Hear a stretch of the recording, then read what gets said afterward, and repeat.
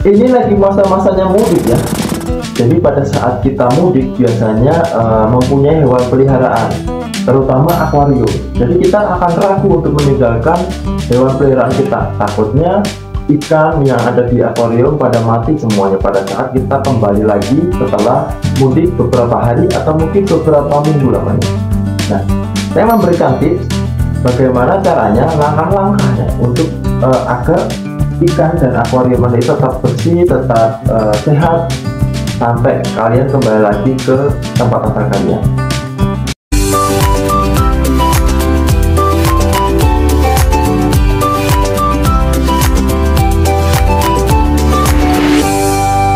Nah, yang pertama adalah bersihkan akuarium Anda terlebih dahulu. Jadi usahakan sebelum kalian meninggalkan akuarium Anda untuk tinggal mudik, Anda itu bersihkan akuarium Anda terlebih dahulu.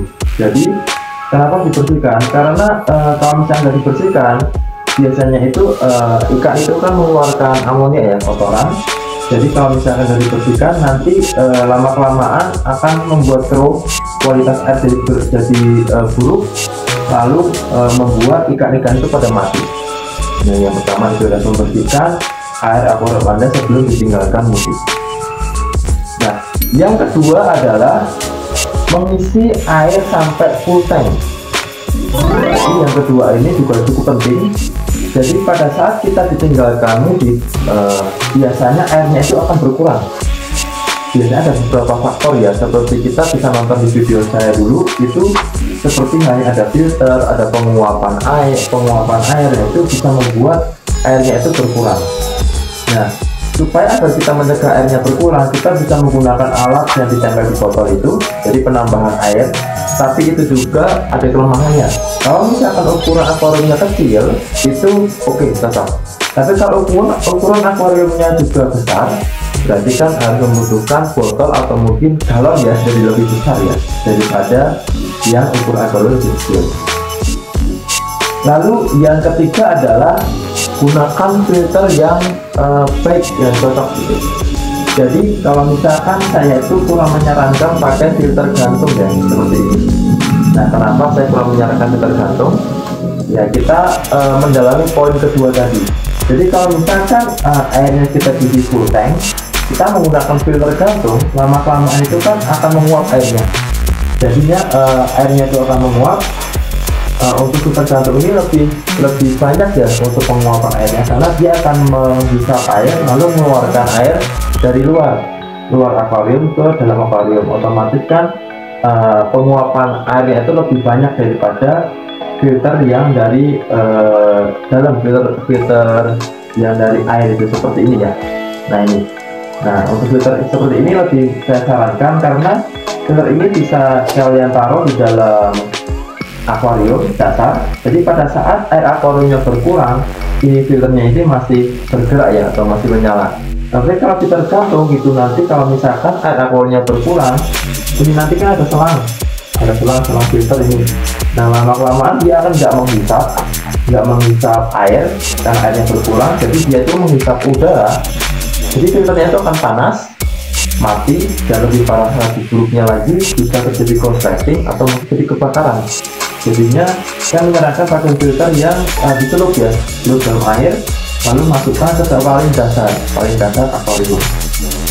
Nah, kalau kalian ikannya itu bisa hidup tanpa menggunakan filter seperti ikan cupang, itu aman-aman aja. Jadi dilakukan penggunaan filter ini.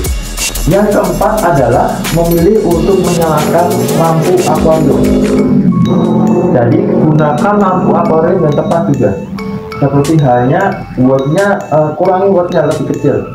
Kalau kalian lebih bagus lagi, gunakan lampu akuarium yang ada timernya. Jadi bisa menyala sendiri. Pada saat kita bisa setting timernya di malam hari, jadi nyalanya itu di malam hari aja. Pada siang hari mereka akan mati timernya. Tetapi kalau kalian tidak punya lampu akuarium yang bertimer tersebut, kalian bisa menggunakan lampu akuarium yang kualitas wattnya kecil, atau mungkin nggak ada, seadanya dulu aja. Yang penting dinyalakan terus. Kenapa dinyalakan terus? Karena di dalam akuarium ini biasanya ada ini tanaman hidup ya. Tanaman hidup ini kan perlu fotosintesis.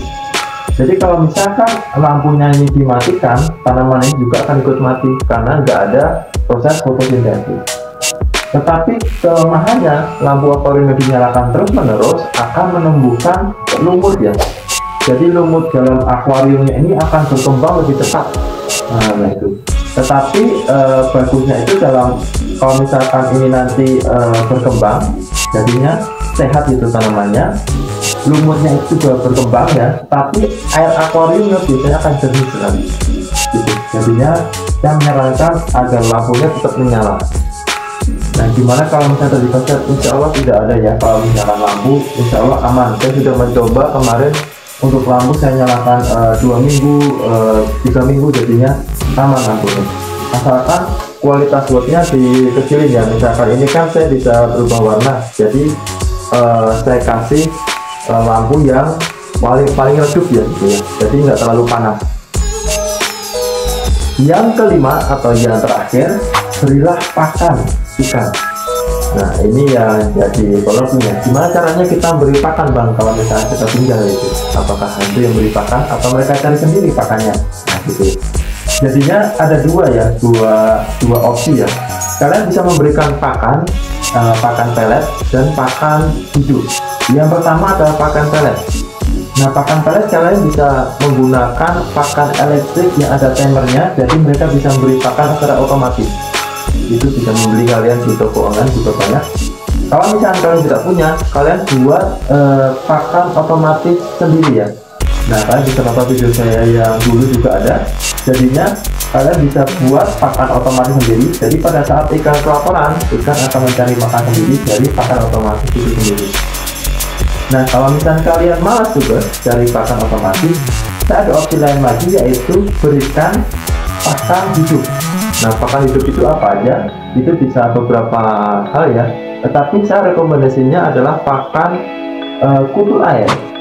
Kenapa kutu air?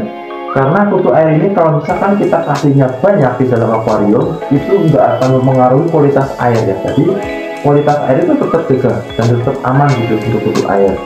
Tetapi kalau misalnya kita berikan pakan misalkan cacing sutra, saya udah mencoba pakan cacing sutra ya, saya taruh yang saya gantung itu di sini. Nah cacing sutra itu lama-kelamaan akan jatuh ke pasir dan dia sembunyi ya di pasir ya. Dan kadang-kadang karena terlalu banyak cacingnya yang jatuh, itu nggak kemakan sama ikan.